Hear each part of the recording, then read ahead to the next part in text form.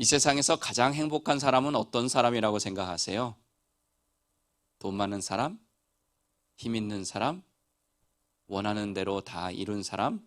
성공한 사람? 물론 이런 사람들도 행복한 사람들일 거예요. 하지만 가장 행복한 사람은 아니에요.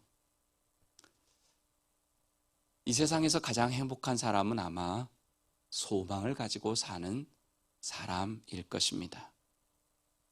이 땅에서 많이 가졌든지 적게 가졌든지 또 많이 배웠든지 적게 배웠든지 소망을 가지고 사는 사람이 가장 행복한 사람이에요. 왜 그런지 여러분들 아시죠?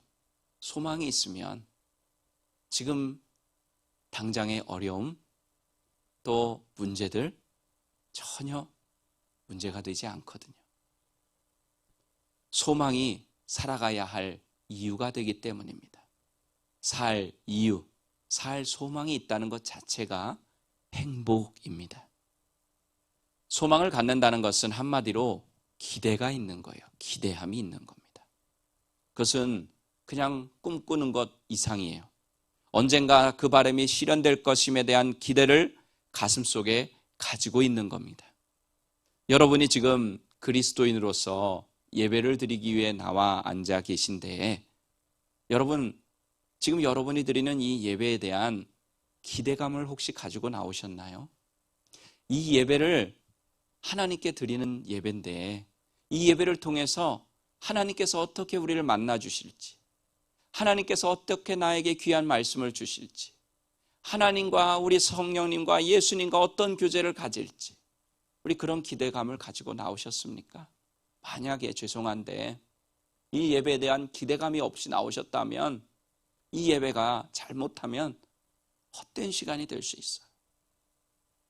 우리 하나님께 드리는 이 예배 우리가 기대감을 가지고 예배드리면 좋겠습니다.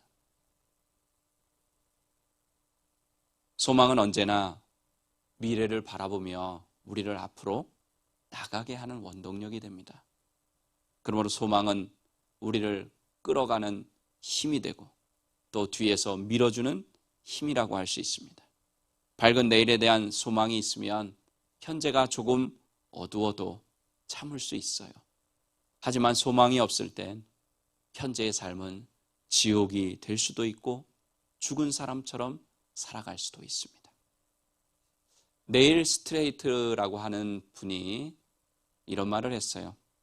사람에게서 재물을 빼앗아 보십시오. 그를 방해하는 것이 됩니다. 사람에게서 목적을 빼앗아 보십시오. 속도를 늦추는 것이 됩니다. 그러나 사람에게서 희망을 빼앗아 보십시오. 그를 정지시키는 것이 됩니다. 재물이 없이 살아갈 수가 있고 목적 없이도 얼마간은 살아갈 수 있지만 그러나 희망이 없이는 우리의 삶을 유지할 수가 없습니다. 그렇습니다. 우리의 인생은 희망이 없이는 온전히 살아갈 수가 없어요.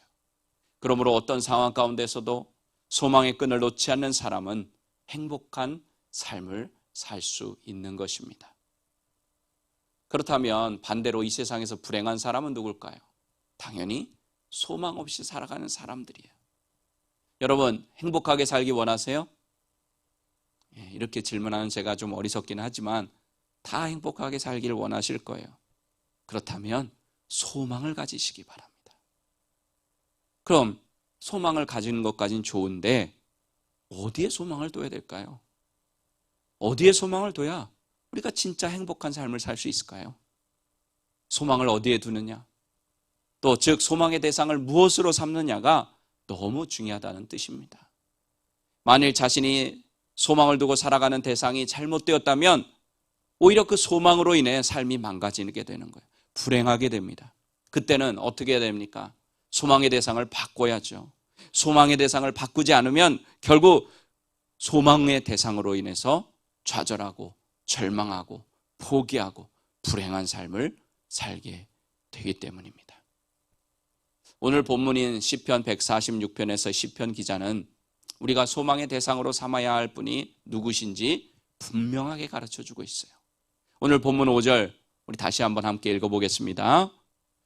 야곱의 하나님을 자기의 도움으로 삼으며 여호와 자기 하나님에게 자기의 소망을 두는 자는 복이 있도다. 아멘. 하나님에게 자기에게 소망을 두는 자는 복이 있도다. 또 시편 42편 5절 읽어볼게요.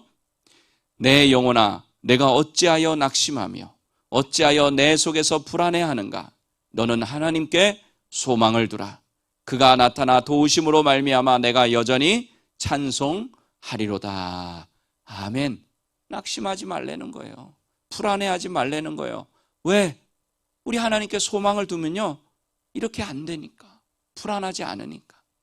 시편 기자는 하나님만이 우리의 소망이 되시며 하나님께 소망을 두는 자는 복이 있다, 분명히 말씀하셨습니다.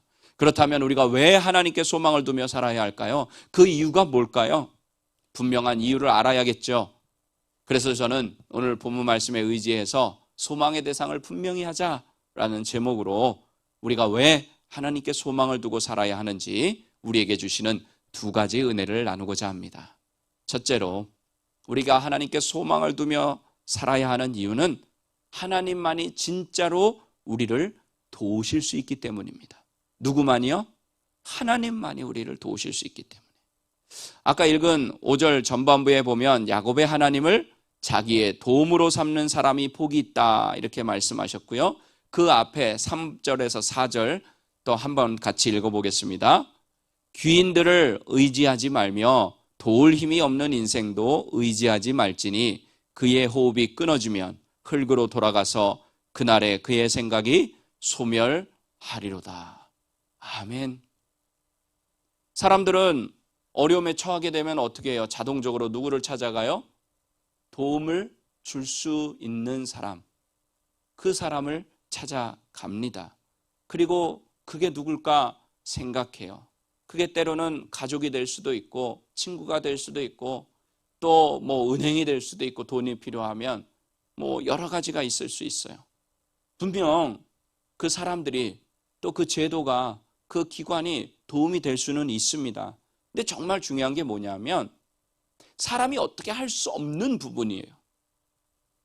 사람이 어떻게 해줄 수 없는 부분, 그거는 사람이 도움이 될까요? 안 될까요? 당연히 안 돼요. 되고 싶어도 못 돼요. 목사가 이제 많은 성도님들과 상담도 하고 그럴 때가 있는데 대부분 목사와 상담할 때는 어떤 경우입니까? 좋은 일로 상담하는 성도들은 거의 없어요. 다 어려운 문제로 인해서 뭐 건강의 문제라든지 자녀의 문제라든지 신앙의 문제라든지 또 뭐 직장의 문제, 뭐 이민 생활의 여러 가지 문제 가지고 상담하거든요. 근데 그런 이야기를 듣다 보면 제가 도와줄 수 있는 부분이 있어요. 그러면 도와드려요. 근데 대부분이 어떤 경우냐 하면 제가 도와드릴 수 없는 경우가 훨씬 더 많아요. 그러면 목사는 어떻게 얘기합니까? 제가 좀 도움이 되면 좋겠는데 이런 부분은 제가 어떻게 해드릴 수가 없네요. 하지만 제가 기도하겠습니다. 무슨 뜻입니까? 사람에게는 한계가 있다는 것이에요. 사람의 힘으로 할 수 없는 부분들이 너무나 많다는 것입니다. 마음으로는 정말 돕고 싶은데 어떻게 해줄 수 없는 게 인간의 한계예요. 시편 기자는 이 사실을 너무나도 잘 알았습니다. 능력 있고 권력 있는 사람도 의지해보고 그 사람에게 소망을 두어 보았지만 아니라는 것입니다. 흙으로 왔다가 흙으로 돌아가야 하는 것이 인생입니다. 세상을 떠들썩하게 했던 유명한 사람, 위대한 인물도 숨이 끊어지면 말없이 땅에 묻히게 되는 것. 그것이 바로 우리의 인간이고 우리의 인생입니다. 그래서 인생은 자신을 도울 힘이 없고 남을 도울 힘도 없어요. 그 인생을 믿고 의지하고 거기에 희망을 거는 것은 결코 지혜가 될 수 없습니다. 사람은 의지해야 될 대상이 아니라 섬기고 사랑해야 할 대상이기 때문입니다. 그럼 우리를 진짜로 도와주실 수 있는 분, 그분께 소망을 두어야 하는 것입니다. 시편 121편 1절에서 2절 말씀, 우리 잘 아는 말씀 한번 읽어보겠습니다. 내가 산을 향하여 눈을 들리라. 나의 도움이 어디서 올까? 나의 도움은 천지를 지으신 여호와에게서로다. 아멘. 여러분, 여러분의 인생의 도움은 하나님께로부터 옵니다. 믿으십니까? 믿으셔야 돼요. 지금 혹시라도 믿어지지 않으면 기도하세요. 믿게 해달라고. 우리 하나님만이 우리를 도우실 수 있어요. 남유다의 세 번째 왕이었던 아사왕 때에 구스 사람 세라가 100만 대군 300대의 병거를 이끌고 남유다를 쳐들어왔어요. 당시 100만 대군 정말 어마어마한 숫자도 고대 사회인데, 한국의 미국은 몇 명인지 잘 모르겠고, 제가 군대를 갔을 때마다 60만 대군이라고 했는데 지금은 한 50만 명 안팎됐다고 합니다. 그런데 지금 이 시대보다도 인구가 훨씬 작은 그때의 100만 대군, 정말로 어마어마한 숫자예요. 머리만 보일 거예요. 이 100만 대군 앞에서 아사왕은 할 수 있는 게 아무것도 없었어요.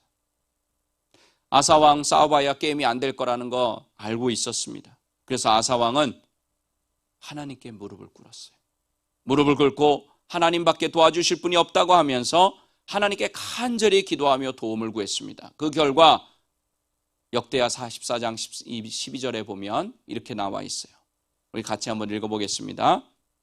여호와께서 구스 사람들을 아사와 유다 사람들 앞에서 치시니 구스 사람들이 도망하는지라. 아멘. 100만 대군이요, 하나님이 치시니까 그냥 도망가는 거예요. 아사왕이 한 건 뭐밖에 없어요? 하나님께 도움을 구한 것밖에는 없어요. 그러니까 하나님이 어떻게 하신 거예요? 도와주신 거예요. 자, 여러분, 아사왕의 하나님만 하나님이십니까? 우리가 믿는 하나님은 다른 하나님입니까? 아니에요. 통일하신 분이에요. 그렇다면 우리가 그 하나님께 어려울 때, 인간의 힘으로 어떻게 할 수 없는 그런 상황에 다다랐을 때, 분명히 이건 내가 해봐야 되지 않을 것 뻔히 아는 그때에 어떻게 해야 된다는 것입니까? 무엇이 정답이라는 얘기예요? 하나님 앞에 엎드려 하나님께 기도하며 도움을 구하는 겁니다. 그러면 누가 도와주세요? 하나님이 도와주세요. 내가 생각하지 못하는 수천 가지의 방법으로 하나님은 우리를 도와주십니다. 우리에게도 구스 사람의 100만 대군처럼 우리가 도저히 감당할 수 없는 그런 문제들, 어려움들이 닥쳐와요. 한두 번 닥쳐오면 좋은데 파도 밀려오듯이 계속해서 닥쳐와요. 문제가 점점 더 커지기도 해요. 사방이 꽉 막혀서 길이 안 보일 때가 있어요. 내가 어떻게 옴짝달싹 못해가지고 어떻게 해보고 싶은데 할 수 없는 그런 상황이 있어요. 하지만 그때 명심해야 될 것, 잊지 말아야 될 것 한 가지가 있는데, 그것은 바로 하늘로 향한 길은 활짝 열려 있다는 거예요. 하나님은 우리의 도움의 요청을 기다리고 계신다는 사실이에요. 하나님은 하나님의 자녀들의 기도를 기다리고 계신다는 사실입니다. 하나님밖에 나를 도우실 분이 없음을 인정하며 하나님께 도움을 구하는 거예요. 우리 주여 주만 바라보나이다 하는 그 성경 구절에도 보면 밑에 보이실지 모르겠는데, 하나님, 난 할 수 있는 게 아무것도 없어요. 뭘 해야 될지도 도대체 모르겠어요. 하나님이 도와주세요. 그랬을 때 하나님이 도와주시는 역사를 체험하게 될 줄로 믿습니다. 그렇기 때문에 이런 조그만 거, 약간 도와줄 수 있는 귀인, 힘 있는 사람, 다른 사람, 친구, 뭐 이런 사람 찾아다니지 마세요. 기대지도 마세요. 물론 하나님이 관계를 허락하신 거니까 관계를 가지고 살아가야 되지만 의지하지 마세요. 우리는 오직 누구에게만 의지해야 돼요? 누구만을 의지해야 돼요? 하나님만 의지해야 되는 것입니다. 하나님께 소망을 두고 살아가야 하는 것입니다. 두 번째로 우리가 하나님만을 소망하며 살아야 하는 이유는, 하나님은 영원한 분이시기 때문에. 영원하다는 것은 무슨 뜻일까요? 변함이 없으시다는 뜻이에요. 오늘 본문 6절 말씀, 10절 말씀 다시 한번 읽어보겠습니다. 여호와는 천지와 바다와 그 중에 만물을 지으시며 영원히 진실함을 지키시며 시온아 여호와는 영원히 다스리시고 내 하나님은 대대로 통치하시리로다. 할렐루야. 아멘. 영원히 진실함을 지키신대요. 진실하다는 게 뭐예요? 진짜라는 거예요. 성실하시다는 거예요. 변함이 없으시다는 겁니다. 하나님은 천지 만물을 지으신 전지전능하신 분이시기 때문에 우리를 도와주실 수가 있어요. 그리고 그 하나님은 영원하시고 변함이 없으신 분입니다. 그러므로 우리는 변하는 것에 우리의 소망을 두어서는 안 돼요. 우리가 그렇게 좋아하는 것, 의지하는 돈이 변합니까? 안 변합니까? 변하잖아요. 있다가도 없고 없다가도 있고. 그렇게 하다 보니까 물질의 소망을 두면 있을 때는 뭔가 조금 괜찮은 것 같은데 없어지면 우리의 소망도 날아가는 거예요. 그럼 좌절하고 실망하고 삶을 포기하게 되는 겁니다. 사람도 마찬가지 아닙니까? 그 사람이 나와 영원히 함께 해준답니까? 아니에요. 거기에 소망 두지 마세요. 자꾸 변하는 것에, 움직이는 것에 소망 두지 마세요. 절대로 변하시지 않는 어제나 오늘이나 영원토록 동일하신 그분께 소망을 두시기 바랍니다. 그것이 믿음이고 그것이 지혜예요. 사람의 마음 얼마나 쉽게 변합니까? 남녀가 사랑할 때, 연애할 때 그 마음이 영원할 것 같잖아요. 근데 어디 그래요? 안 그래요. 세상의 권력도 마찬가지예요. 세계 역사를 보면 제국을, 아주 큰 나라를 이루었던 국가들이 있습니다. 바벨론, 페르시아, 헬라, 로마. 이 모든 나라들은 자신들의 나라가 영원할 거라고 생각했어요. 근데 역사는 그렇지 않다는 것을 우리에게 가르쳐 주잖아요. 이 세상의 것은 영원한 것이 없습니다. 변하지 않는 것이 없어요. 그래서 이 세상의 것에 소망을 두어서는 절대로 안 되는 거예요. 물론 하나님께서는 그런 것을 통해서 우리를 도와주실 때도 있어요. 그것은 순서를 지켰을 때, 내가 먼저 하나님께 소망을 두고 하나님께 도움을 구했을 때 그 하나님께서 그런 것들을 동원하셔서 우리를 도와주시는 겁니다. 하지만 순서를 바꿔가지고 내가 먼저 세상의 것에 소망을 두고 변하는 것에 소망을 두면은요, 그들이 우리의 도움이 되지 못합니다. 돈과 권력이, 그리고 명예와 성공이 우리의 소망이 되어서는 안 됩니다. 우리의 자녀들이 우리의 소망이 되어서도 안 돼요. 왜? 변하기 때문에. 그래서 우리는 영원 불변하신 하나님께 소망을 두어야 합니다. 어제나 오늘이나 영원토록 동일하신 하나님. 자꾸 이것을 강조해요. 어제나 오늘이나 영원토록 동일하신 하나님. 한번 따라해 보실게요. 어제나 오늘이나 영원토록 동일하신 예수님. 근데 여러분, 자, 하나님께 소망을 둬라, 예수님께 소망을 두며 살아가야 한다, 이렇게 말을 하는데 조금 뭔가 막연하잖아요. 뭘 어떻게 해야 소망을 두는 건지. 아까 기도도 말씀드렸지만 구체적으로 좀 더 말씀을 드리면, 예수님께 소망을 둔다는 것은 예수님을 바라보라는 거예요. 이건 제 얘기가 아닙니다. 성경 말씀이에요. 히브리서 12장 2절 말씀, 우리 같이 한번 읽어볼게요. 시작. 믿음의 주요 또 온전하게 하시는 이인 예수를 바라보자. 그는 그 앞에 있는 기쁨을 위하여 십자가를 참으사 부끄러움을 개의치 아니하시더니 하나님 보좌 우편에 앉으셨느니라. 아멘.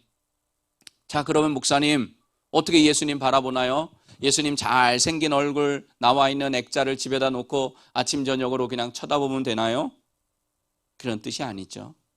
예수님을 바라보라고 하는 것은 예수님을 생각하라는 것입니다. 여러분, 하루 아침에 일어나서 제일 먼저 무엇을 생각하세요? 오늘 아침 뭐 먹지?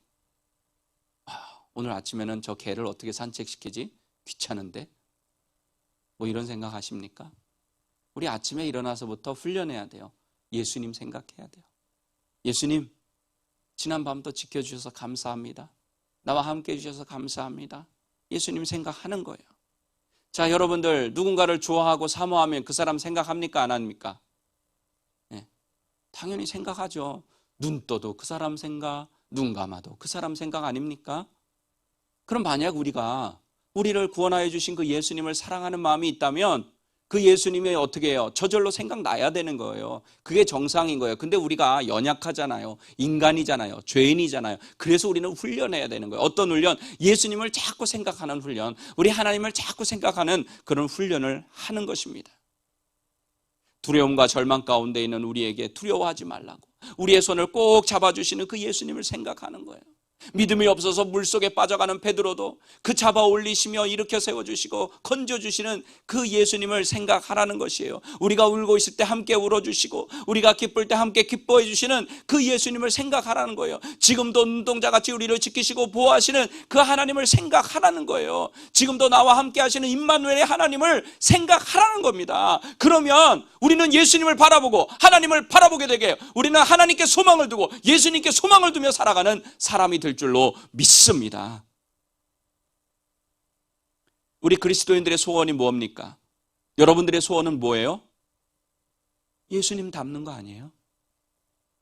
그럼 어떻게 닮을 수 있어요? 예수님 바라보고 예수님 생각하고 예수님 닮게 되어 있어요. 우리 그런 말 하죠. 부부는 서로 닮는다. 네. 근데 실제로 그런 경우가 많아요. 과학적으로 증명되지 않았지만 왜 그럴까요? 저는 서로 매일매일 바라보기 때문에 그렇다고 생각해요. 예전에 여러분도 학교 다니실 때 한 번쯤은 읽어보셨을 텐데 한국의 국어책에 실렸던 큰바위 얼굴이라고 하는 단편 소설이 있어요.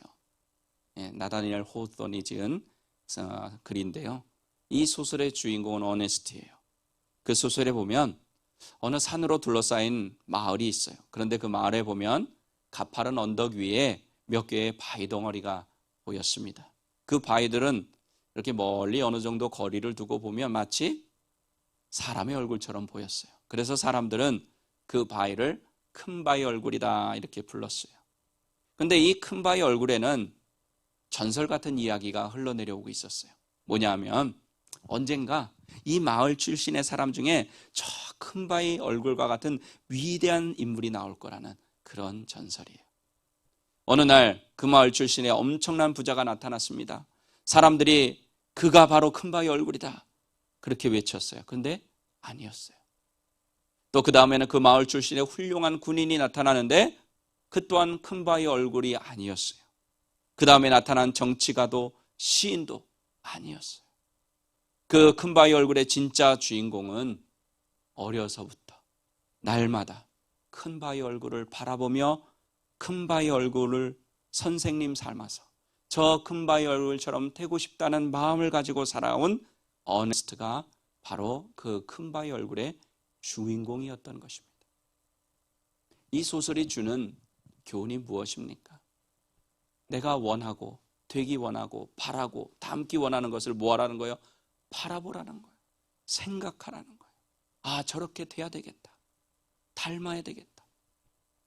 우리가 예수님을 바라보며 예수님께 소망을 두고 살아가면 어떻게 된다는 얘기입니까? 나도 모르는 사이에 예수님을 닮게 된다는 것입니다. 어느 순간 사람들이 나를 예수쟁이로 부르는 거예요. 나는 예수 닮는다고 닮았다고 생각 안 하는데 예수님 바라보고 예수님 생각하고 그렇게 훈련했더니 다른 사람들이 나를 볼 때 저 사람 진짜 예수 믿는 사람이야 이렇게 인정해 주는 겁니다. 또 하나님께서도 그렇게 인정해 주시는 거예요. 근데 여러분, 우리가 하나님께 소망을 두고 살아가면 어떤 일도 일어나는 줄 아세요? 하나님도 우리에게 소망을 주세요. 예레미야 29장 11절 말씀, 유명한 말씀 함께 읽어볼게요. 여호와의 말씀이니라. 너희를 향한 나의 생각을 내가 아나니 평안이요 재앙이 아니니라. 너희에게 미래와 희망을 주는 것이니라. 아멘. 자, 우리가 하나님께 소망을 두고 하나님만 바라보고 예수님께 소망을 두고 예수님 바라보고 예수님 생각하면 그걸로 끝나는 것이 아니라 하나님이 뭘 주신다는 거예요? 하나님도 우리에게 미래와 소망을 주신다는 거예요. 이 말씀이 언제 전해졌는지 이게 정말로 중요한데요. 그때가 언제냐면 포로로 끌려가는 이스라엘 사람들에게, 또 이미 포로로 끌려가 있는 이스라엘 사람들에게 주신 말씀이에요. 포로가 뭐예요? 남의 나라에 잡혀가는 거예요. 자기 나라 잃어버린 거예요. 고향 잃어버린 거예요. 다 잃어버린 거예요. 그리고 심지어 남의 나라로 끌려가고 있는 사람들에게 하나님이 지금 뭐라고 말씀하시는 거예요? 내가 너에게 미래와 희망이 되어주겠다. 그것을 주겠다는 거예요. 하나님이 자신들을 버렸다고 생각한 그 사람들에게. 하지만 하나님은 아니라고. 너에 대한 나의 생각을 안다. 재앙이 아니다. 평안이다. 미래다. 소망이라고 말씀하시는 거예요. 그 수천 년 전에 그 사람에게만 말씀하시겠습니까?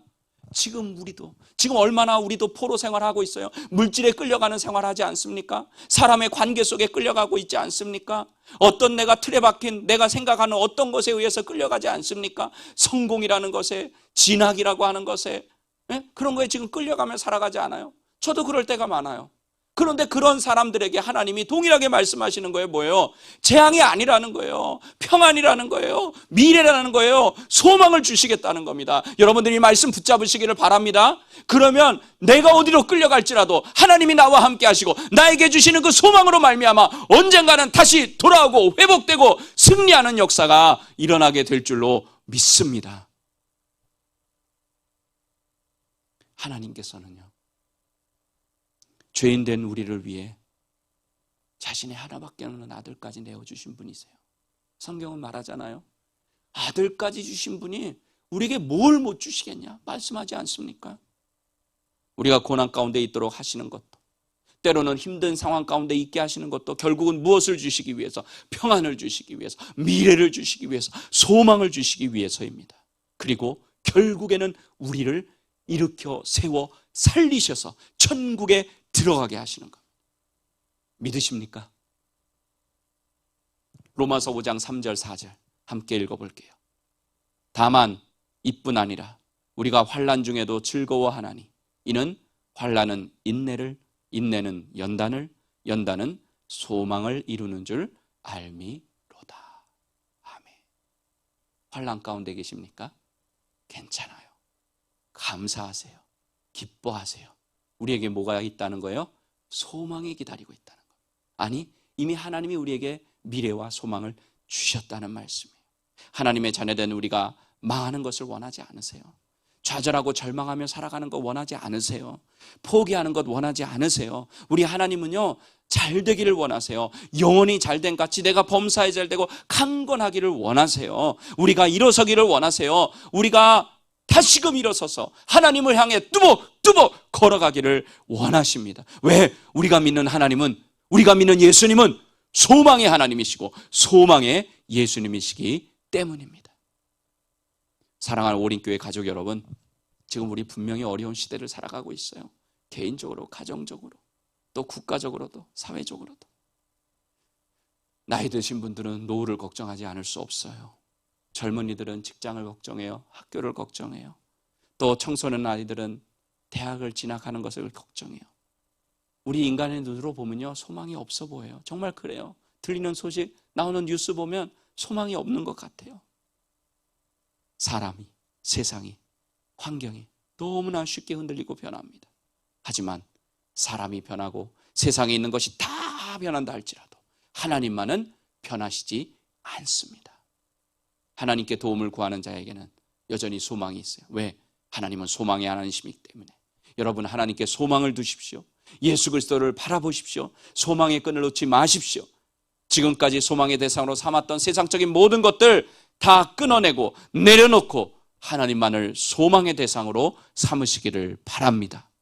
그래서 하나님께서 주시는 미래와 소망, 평안을 가지고 어려운 시기를 극복하고 하나님이 주시는 참된 은혜와 복을 누리는 우리 모두가 되기를 예수님의 이름으로 간절히 축원합니다.